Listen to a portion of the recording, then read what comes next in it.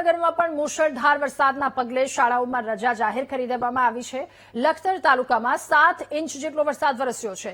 દસાડામાં 6 inch, Muli અને સાયલામાં 4 inch જેટલો વરસાદ પડ્યો તો દસાડામાં લોકોના ઘરમાં પાણી ઘૂસ્યા છે। પાણી ભરાતા મોટી મજીઠી કામલપુર બ્રિજ બંધ કરી દેવામાં આવ્યો। નીચાણવાળા વિસ્તારો પાણીમાં ગરકાવ થતા લોકો મુશ્કેલીમાં મુકાયા છે, ત્યારે લોકોના ઘરમાં પાણી ઘૂસી ગયા। મોટી મજીઠી અને કામલપુર આ બ્રિજ બંધ થઈ ગયા છે।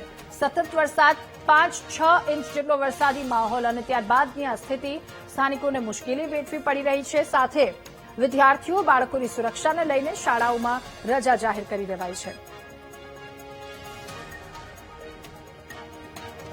તો લખતરમાં વરસાદ વરસ્યો છે। દસાડામાં પણ આ પ્રકારની પરિસ્થિતિ। એક તરફ નદીઓ ગાંડીતુર બની છે, કોઝવે પાણીમાં ગરકાવ થયા છે, બીજી તરફ લોકોના ઘરમાં આ વરસાદી પાણી ઘૂસ્યા છે। દસાડામાં 6 ઇંચ જેટલો, મૂળી સાયલામાં 4 ઇંચ વરસાદ વરસ્યો છે। લખતર તાલુકામાં પણ ભારે વરસાદ 7 ઇંચ જેટલો વરસાદ નોંધાયો છે। તો સુરેન્દ્રનગરમાં ભારે વરસાદ, જેના પગલે શાળા કોલેજમાં રજા જાહેર કરી દેવામાં આવી છે। અલગ અલગ જગ્યા પર પુષ્કળ વરસાદ વરસ્યો।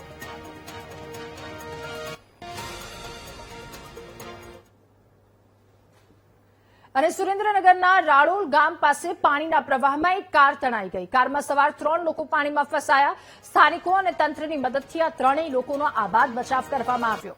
લોકોને પાણી ભરાયેલા કોઝવે પરથી પસાર ન થવા તંત્ર સતત અપીલ કરી રહ્યું છે, ત્યારે આ પ્રકારની ઘટના અમરેલી બાદ સુરેન્દ્રનગરમાં પણ ઘટી છે। રાળોલ ગામે પાણીના પ્રવાહમાં એક કાર તણાઈ હતી, જોકે સ્થાનિકોની સતર્કતાના કારણે લોકોનો જીવ બચાવી લેવાયો છે।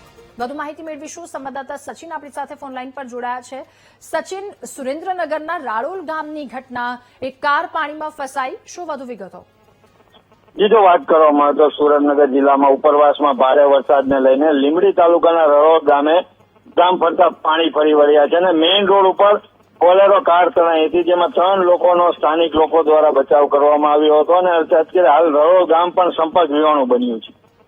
આભાર આપનો વિગતો સાથે જોડાવા બદલ। ત્યારે પાણીના પ્રવાહમાં એક કાર તણાઈ, તંત્ર દ્વારા સતત લોકોને અપીલ કરવામાં આવી રહી છે કે કોઝવે કે જેના પરથી પાણી ફસાયા છે, પાણી ભરાયા છે, સાથે રસ્તાઓ પર પાણી ભરાયા છે, એ જગ્યા પર રિસ્ક ન લેવા માટે અપીલ કરવામાં આવી રહી છે। સ્થાનિકો અને તંત્રની મદદથી અહીંયા તો એ ત્રણેય લોકોનો આબાદ બચાવી, જીવ બચાવી લેવામાં આવ્યો છે। કારમાં સવાર 3 લોકો કે જેઓ પાણીમાં ફસાયા હતા। અને મહત્વના સમાચાર પર નજર કરીશું। સુરેન્દ્રનગરના લખતરમાં ભારે વરસાદથી જનજીવન અસ્તવ્યસ્ત થયું। વીટીવી ન્યૂઝનો ગ્રાઉન્ડ ઝીરો રિપોર્ટ। લખતરમાં અનરાધાર 7 ઇંચ વરસાદથી અનેક ગામો સંપર્ક વિહોણા બન્યા છે। ઓળખ ગામમાં વરસાદી પાણી ઘૂસ્યા તો વરસાદના કારણે અનેક લોકોના ઘર પાણીમાં ડૂબ્યા છે। લખતરમાં ભારે વરસાદ અને વરસાદના કારણે લોકોને મુશ્કેલી વેઠવાનો વખત આવ્યો।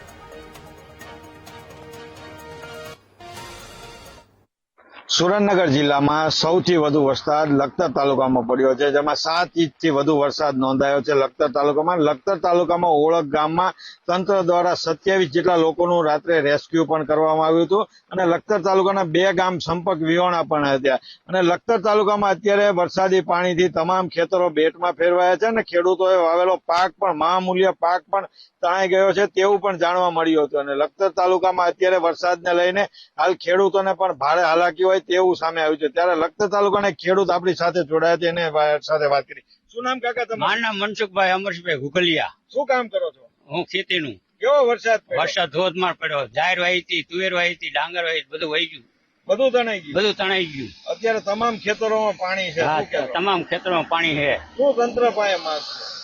માગવું જ પડે, સરકારને આપવું જ પડે ને।